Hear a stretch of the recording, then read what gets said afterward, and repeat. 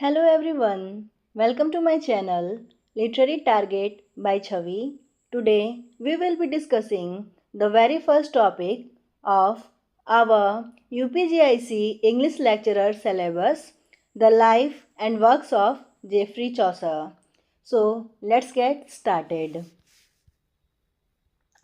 Geoffrey Chaucer was born in 1343 in London, England and died on 25th October 1400, and he is buried at Poets' Corner, Westminster Abbey in London, and he was the first poet to be buried there.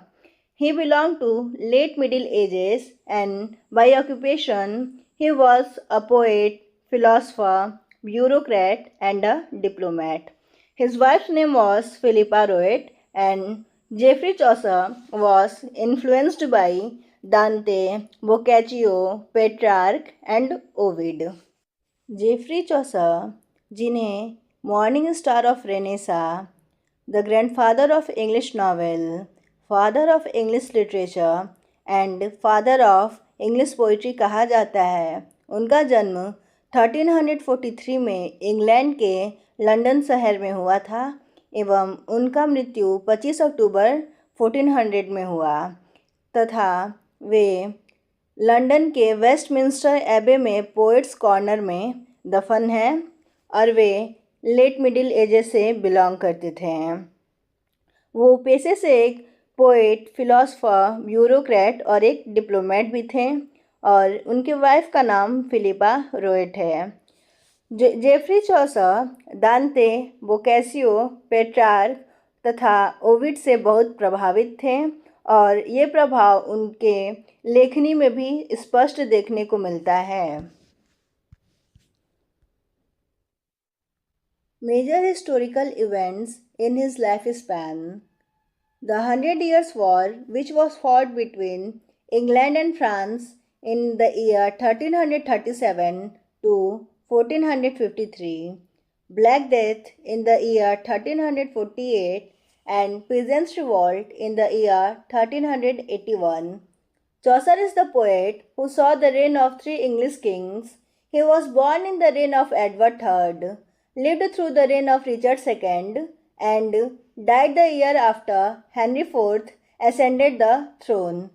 चौसर ने अपने जीवन काल में कई सारी ऐतिहासिक घटनाएं देखी हैं, जिसमें 100 वर्ष से भी ज़्यादा चलने वाला इंग्लैंड और फ्रांस के बीच में युद्ध था, जो कि 1337 से 1453 के बीच चला था। फिर प्ले की महामारी 1348 में इंग्लैंड में फैली थी एवं 1381 में किसानों ने विद्रोह कर दिया था। चौसर एक ऐसे पोएट हैं जिन्होंने अपने जीवन काल में तीन राजाओं के साम्राज्य को देखा है, जिनमें वे एडवर्ड थर्ड के राज्य में पैदा हुए थे, रिचर्ड सेकंड के राज्य में उन्होंने अपना जीवन व्यतीत किया और हेनरी फोर्थ के राज्याभिषेक होने के एक वर्ष बाद ही उनकी मृत्यु हो गई। A brief sketch of the author's life. Geoffrey Chaucer was the son of John Chaucer, a London vintner, wine seller, and Agnes Copton. He was probably born in London, but the exact place and year are unknown. In 1357, as a teenager, Chaucer worked as a page for the Countess of Ulster. In 1359, he joined the English army when Edward III invaded France during the 100 Years' War. In 1360, Chaucer was captured during the siege of Reims. Edward III paid £16 for his ransom and Chaucer was freed. In 1366, Chaucer married Philippa de Roet, a lady-in-waiting to Queen Philippa of Hainault. Around this time, he may have studied law at the Inner Temple. On 20 June 1367, he joined the royal court as a valet de chambre, means royal servant. In 1369, he began the book of the Duchess, an elegy for Blanche of Lancaster, commissioned by her husband John of Gaunt. It was completed by 1374. In 1370, Chaucer went on his second army tour in France under John of Gaunt. In 1373, he visited Genoa and Florence in Italy. During this trip, he was introduced to Italian literature and works by authors such as Petrarch and Boccaccio, which deeply influenced his poetry.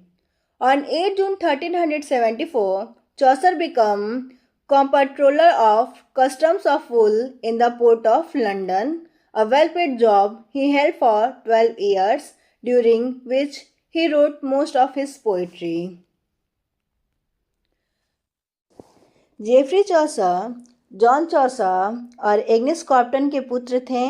इनके पिता London में एक wine cellar थे और ये भी शायद London में ही पैदा हुए थे, क्योंकि इनका निश्चित जन्म स्थान और जन्म तिथि अभी भी अज्ञात है। 1357 में जेफरी चौसर ने कॉन्टेस ऑफ अल्स्टर के लिए पर्सनल असिस्टेंट के रूप में काम करना शुरू किया था और वे 1359 में एडवर्ड थर्ड के नेतृत्व में इंग्लिश आर्मी में भर्ती हो गए थे।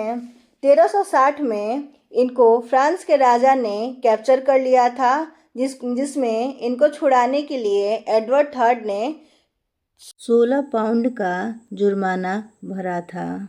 1366 में चौसर ने फिलिपा दे रोयट से शादी की, जो कि क्वीन फिलिपा ऑफ हेनॉल्ड की सेविकाओं में से एक थी। इस दौरान चौसर ने इनर टेम्पल से कानून की पढ़ाई भी की थी और 1367 में उन्होंने रॉयल कोर्ट को भी as a royal servant join किया था। फिर 1369 में उन्होंने अपना the book of the duchess, जो कि एलेजी है फॉर ब्लांच ऑफ लैंकेस्टर, जो कि उनके हस्बैंड जॉन ऑफ गॉन्ट के द्वारा कमीशन किया गया था। जॉन ऑफ गॉन्ट जो थे वे चौसर के बेस्ट फ्रेंड, पेट्रॉन यानी कि इनके संरक्षक भी थे और ब्रदर इन लॉ भी थे। इस बुक को इन्होंने 1374 तक कंप्लीट कर लिया था। फिर 1370 में चौसर को उनके दूसरे आर्मी टूर में फ्रांस में भेजा गया जॉन ऑफ गॉन्ट के साथ। 1373 में उन्होंने इटली में जेनेवा एवं फ्लोरेंस नामक शहर में विजिट किया, जिस दौरान वे इटालियन लिटरेचर से परिचित हुए एवं ऑथर्स जैसे कि पेट्रार्क और बोकैचियो उनके कामों से भी ये परिचित हुए, जो कि उनके लेखनियों में बाद में साफ दिखता है। फिर 1374 में चौसर को एक वेल पेड जॉब मिला, जो इन्होंने 12 साल तक उस पोस्ट पे काम किया था और इस दौरान ही उन्होंने अपने कई सारे पोइट्री को लिखा था। Later life and works. Around 1375 to 1379 he worked on Annelida and Arcite and began the House of Fame, which contains over 2000 lines. In 1382 he wrote Parliament of Owls and began Troilus and Cresseid, finished by 1388.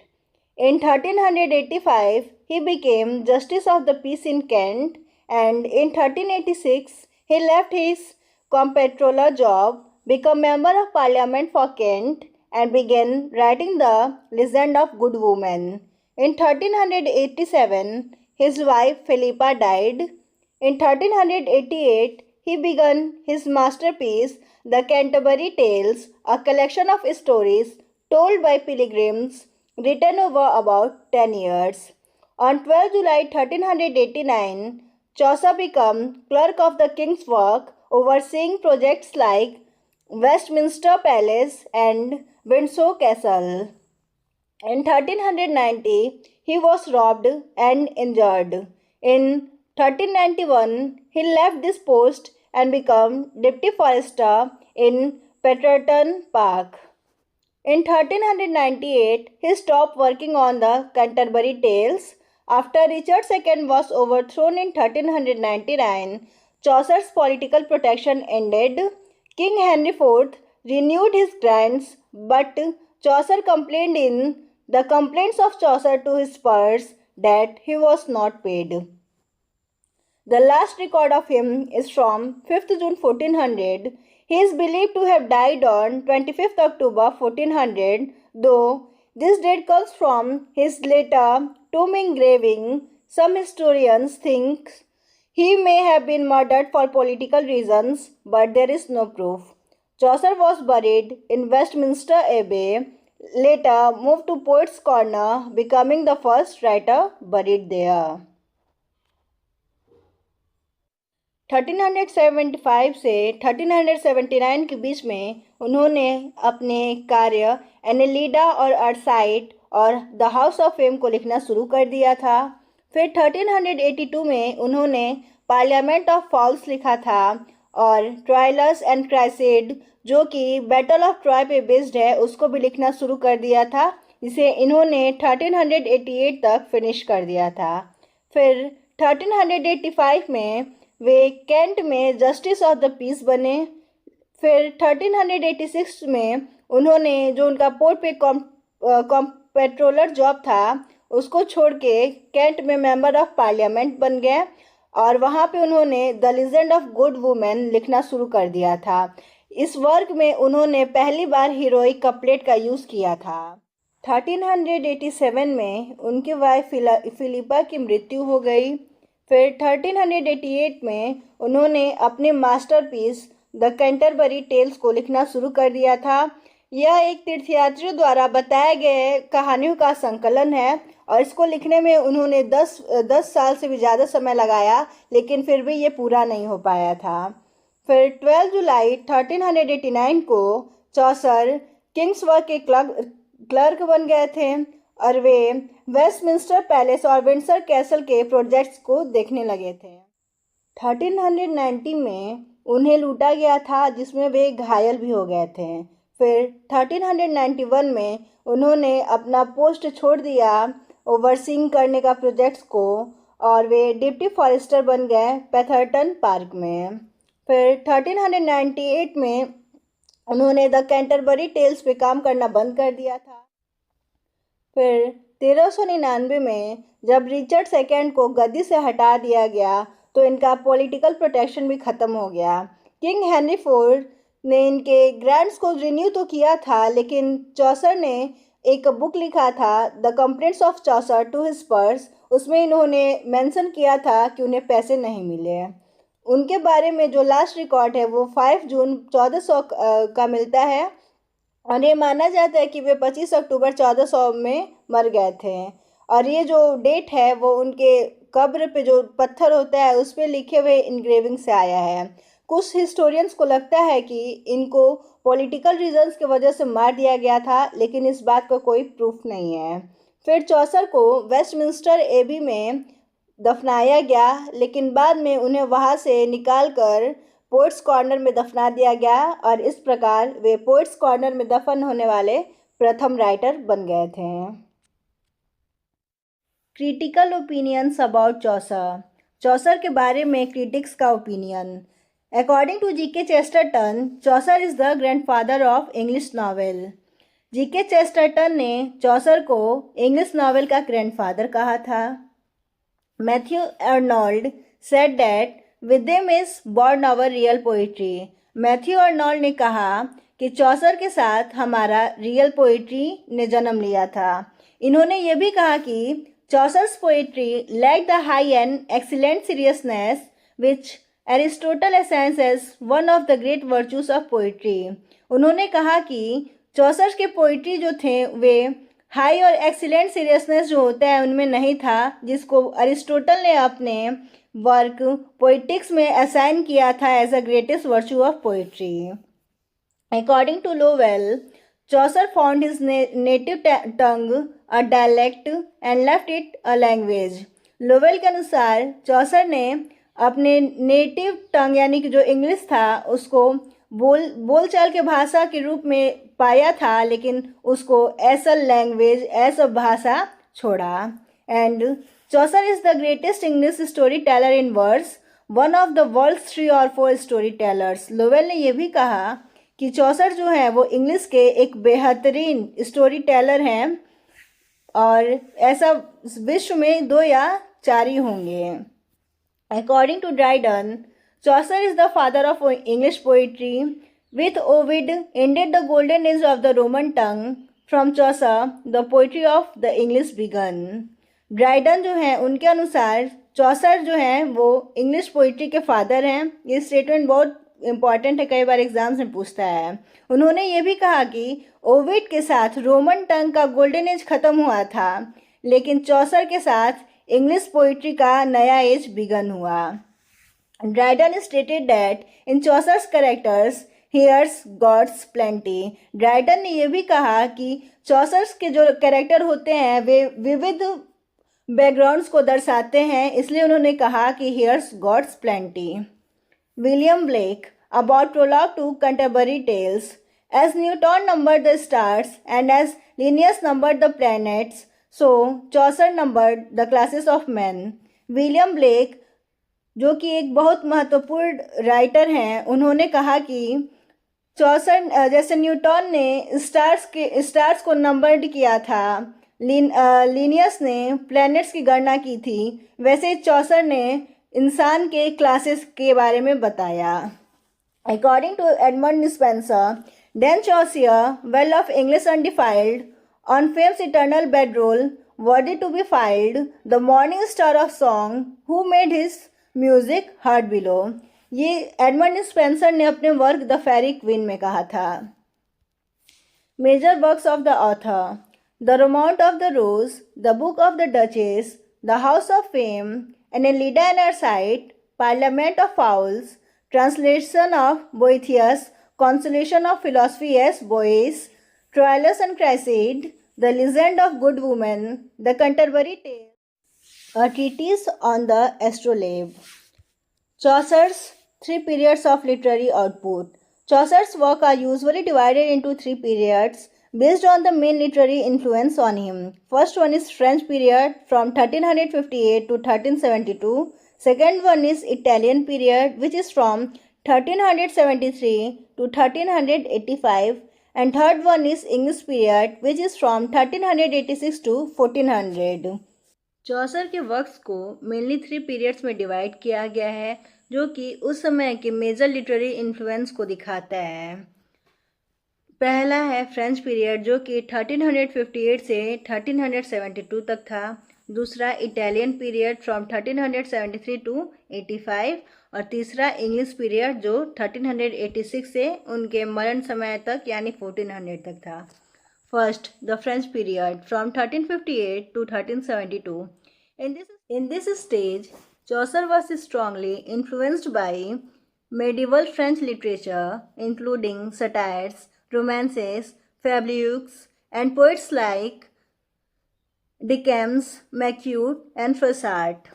First one is Romaunt of the Rose, translation of the French Roman de la Rose, written in octosyllabic couplets, about 8,000 lines, discussing the drawbacks of marriage and frailties of women, introduced the tradition of courtly love into English literature.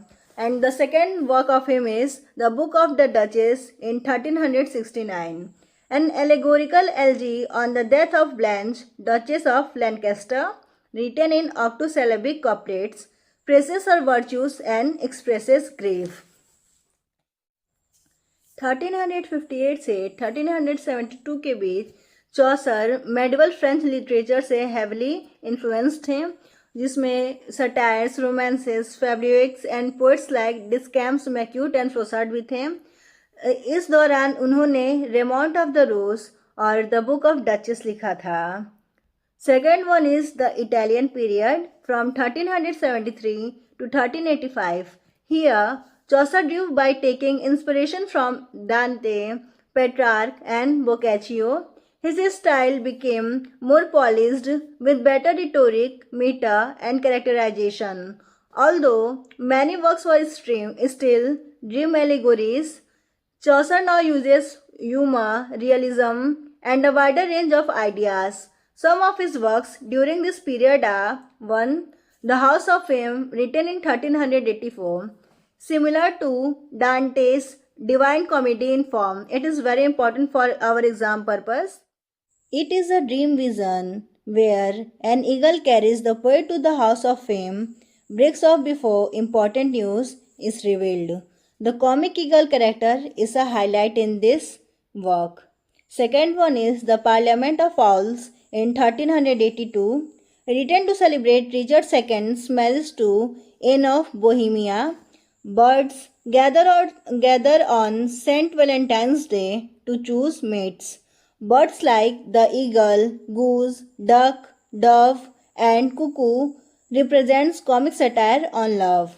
The third one is The Legend of Good Woman, written during 1384 to 1385. It is an incomplete poem about 9 faithful women lovers, for example, Cleopatra and Dido. It is inspired by Boccaccio's De Mulieribus Claris. It is written in heroic couplet. This is the first time Chaucer used heroic couplet in English language. Fourth one is Troilus and Cressida, written during 1380 to 1383.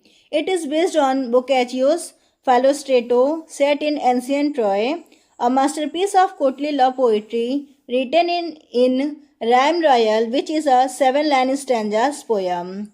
The third period which influenced him is the English period from 1380 to 1400. In this final stage, Chaucer set his works in realistic contemporary England, though French, Italian, and Latin influences remained. The settings were no longer mythical or dreamlike, now they were real people and real places. Chaucer's style here is marked by abundant humor, sharp social observation, and mastery of words. जो second period था Italian period, उसमें चौसर ने दांते Petrarch और बोकैचियो से inspiration लिया था और इस समय उनका स्टाइल जो था वो और रिफाइंड हो गया था. इस दौरान उन्होंने the house of fame, the parliament of owls, the legend of good women, Troilus and Criseyde नाम की कई वर्क्स को लिखा था. जो थर्ड पीरियड आता है, last period, the English period, ये इनका फाइनल स्टेज है. इस स्टेज तक आते आते चौसर ने अपने वर्क्स को समकालीन इंग्लैंड के वास्तविक जीवन से रिलेट करते हुए लिखना शुरू कर दिया था. हालांकि अभी भी वे फ्रेंच, इटालियन और लैटिन वर्ड्स का यूज़ करते थे, वो इन्फ्लुएंस अभी भी इनके पे था, लेकिन अब वो पहले जैसा ड्रीम लाइक या फिर मिथिकल नहीं था, बल्कि इंग्लैंड के रियल प्लेस और रियल पीपल पे बेस्ड था. इस दौरान इन्होंने द कैंटरबरी टेल्स लिखा था, जो कि उनका greatest work of this period माना जाता है. So let's talk about it. The Canterbury tales, his greatest work of this period, a frame story of pilgrims travelling from London to Canterbury, uses a variety of stories, tones, and characters to reflect medieval society. It contains a prologue and 24 tales, 21 finished and 3 unfinished in Middle English language. The plan was drawn on the basis of Boccaccio's Decameron. The unfinished stories are The Cooks, The Squires, and Sir Thopas' Tale, told by Chaucer himself. 2 tales were in prose, Chaucer's Tale of Melibea and The Parson's Tale. The Canterbury tales Chaucer का महानतम work नहीं बल्कि इस युग का भी महानतम work था. कैंटरबरी टेल्स एक कहानी है जो कि बताती है कुछ तीर्थयात्रियों के बारे में जो कि लंदन से कैंटरबरी जा रहे होते हैं. इसमें इन्होंने कई प्रकार की कहानियों, टोन्स का और कैरेक्टर्स का भी यूज़ किया है जो कि उस समय के मध्यकालीन इंग्लिश युग के सोसाइटी को रिफ्लेक्ट करते हैं. इसमें एक प्रोलॉग जो कि इंट्रोडक्टरी पार्ट होता है और 24 टेल्स जिसमें 21 फिनिश्ड और 3 अधूरी कहानियां हैं जो कि मिडिल इंग्लिश लैंग्वेज में लिखी गई हैं. इस कहानी को लिखने का आइडिया उन्होंने बोकैचियोस के डेकामेरॉन से लिया था. इसमें जो कहानियां अधूरी रह गई वो कुक की, स्क्वायर की एंड सर थोपास टेल थीम, जो कि सर थोपास टेल और टेल ऑफ मेलिबी को चौसर ने कहा था. और जो इसमें 2 कहानियां थी जो प्रोस फॉर्म में थी, बाकी सभी जो थी वो वर्ड्स फॉर्म में थी. प्रोस फॉर्म वाली चौसर्स टेल ऑफ मेलिबी था and the parson's tale. Prologue to the Canterbury Tales, the General Prologue. The General Prologue is the first part of the Canterbury Tales by Geoffrey Chaucer. It sets up the frame story. A group of pilgrims traveling to the shrine of St. Thomas Becket in Canterbury agrees to have a storytelling competition. The prologue is one of Chaucer's most famous works, known for its vivid portraits of medieval society and its mix of languages, cultures and social classes.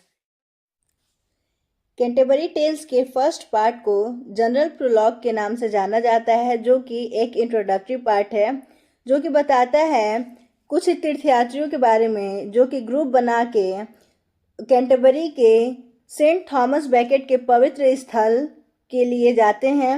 इस दौरान वे एक story telling competition करने का निर्णय करते हैं। Prologue जो है वो चौसर के मोस्ट फेमस वर्क्स में से एक है, जो कि मेडिवल सोसाइटी के लैंग्वेजेस, कल्चर्स और क्लासेस के सजीव चित्रण के लिए जाना जाता है। Its synopsis: the prologue is 858 lines long, written in Middle English. It begins in April with spring rains and the warm west wind bringing life and fertility to the land. People feel inspired to go on pilgrimage.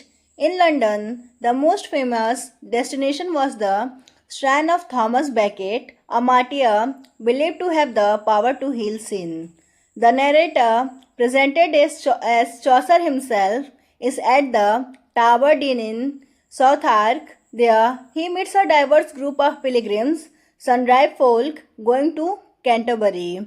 He decided to describe their appearance, array, social rank, degree, and character condition. इसका सारांश: prologue 858 lines लंबा है और middle English language में लिखा गया है। Prologue की शुरुआत अप्रैल महीने में होती है, जब अप्रैल अपने साथ स्प्रिंग रेन्स और वार्म वेस्ट विंड लाता है, जो कि पृथ्वी पे जीवन और फर्टिलिटी का संकेत है। इस समय लोग जो होते हैं वे आंतरिक रूप से तीर्थयात्रा पर जाने के लिए प्रेरित होते हैं। उस समय इंग्लैंड में सर थॉमस बेकेट का पवित्र स्थल, जो कि एक शहीद थे, माना जाता है कि उनके पास पाप को ख़त्म करने का पावर था और वो उस समय का सबसे बड़ा तीर्थ स्थल था। इसमें नरेटर, जो कि खुद जेफरी चौसर हैं, वे टाबर डीन, जो कि साउथ आर्क में है, वहाँ पे रुके हुए हैं। वहाँ पे वे विविध प्रकार के पिलग्रिम से मिलते हैं, जिन्हें सनराइज फोल्क कहा है। सनराइज फोल्क जिसका मतलब विविध बैकग्राउंड के लोग होता है, जो कि कैंटरबरी जा रहे होते हैं। He decided to describe their appearance, social rank and character. चौसर उन पिलग्रिम्स के अपीयरेंस को, सोशल रैंक्स को और कैरेक्टर्स को डिस्क्राइब करने का निर्णय लेते हैं।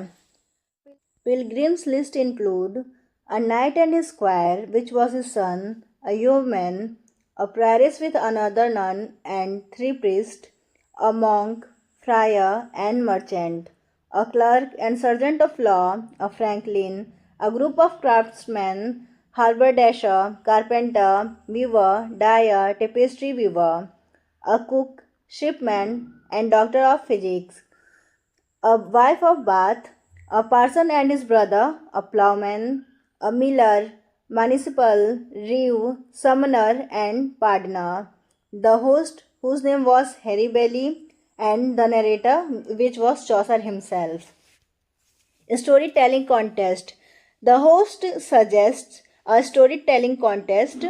Each pilgrim tell 2 tales on the way to Canterbury and 2 tales on the way back. The best story wins a free meal paid by others. The host will act as judge and leader. The group agrees and they draw straws to decide who will start. The night wins.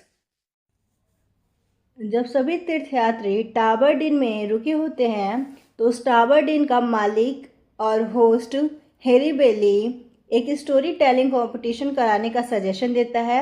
इसको लेके सभी तीर्थयात्री तैयार हो जाते हैं और ये तय किया जाता है कि सभी तीर्थयात्री टोटल 4 टेल सुनाएंगे। 2 यहाँ से कैंटरबरी जाते समय और 2 कैंटरबरी से टाबरडीन आते समय। और जिसकी कहानी सबसे अच्छी रहेगी उसे दूसरों द्वारा पे किया गया फ्री मील मिलेगा। और जो होस्ट होता है वो जज और लीडर जैसे एक्ट करता है। इस बात को सभी तीर्थयात्री राजी हो जाते हैं और वे तिनका को खींचते हैं ताकि ये डिसाइड किया जा सके कि पहले कौन स्टार्ट करेगा। तो इसमें भी नाइट जीतता है और लास्ट में भी सबसे अच्छी कहानी नाइट की ही होती है। Structure: the prologue introduces the character in order of medieval social status. First, nobility, that is Knight Squire. Second, clergy, example prioress, monk, friar, parson. And third, commoners and tradesperson. Characters are representative types of their class, allowing comparisons within the same state. The narrator's identity is debated. Some believe it's Chaucer himself, others think it's a fictional narrator. Chaucer also mixes Latin, French, and English vocabulary. French being the courtly language, Latin the language of learning, and English the vernacular. Key points: frame story, pilgrimage to Canterbury, storytelling contest, social states, novelty, clergy, commoners, language mix, French courtly, Latin learning, English everyday, satire and realism. Pilgrims are social types, often humorous or critical. इसकी जो संरचना है वो मध्यकालीन युग के सामाजिक संरचना पे बेस था। इसमें सबसे पहले नोबिलिटी यानी कि कुलीन वर्ग, जिसमें नाइट यानी कि योद्धा और उसका बेटा स्क्वायर आते हैं। दूसरा क्लर्जी यानी कि चर्च से रिलेटेड जो होते हैं, उसमें प्रायरेस, मॉन्क, फ्रायर और पार्सन आते हैं। और तीसरा कॉमनर्स एंड ट्रेड्स पर्सन यानी कि आम लोग और व्यापारी लोग। इसमें सभी कैरेक्टर्स अपने क्लास को रिप्रेजेंट करते हैं और ये इस सीक्वेंस में है ताकि सबका कंपैरिजन उनके सेम वर्ग में हो सके और डिसाइड किया जा सके कि किसका स्टोरी सबसे अच्छा है। यहाँ पर नरेटर का आइडेंटिटी हमेशा विवाद में रहता है। कुछ विद्वानों का मानना है कि ये खुद चौसर हैं, लेकिन कुछ सोचते हैं कि ये कोई काल्पनिक नरेटर है। इस वर्क में चौसर ने लैटिन, फ्रेंच और इंग्लिश तीनों शब्दकोशों का यूज़ किया है। उस समय मध्यकालीन युग में फ्रेंच को कुलीन वर्ग के लोगों द्वारा बोला जाता था, लैटिन को चर्च के लोग या फिर शिक्षा के दौरान यूज़ किया जाता था और इंग्लिश केवल आम लोगों का बोलचाल का भाषा था।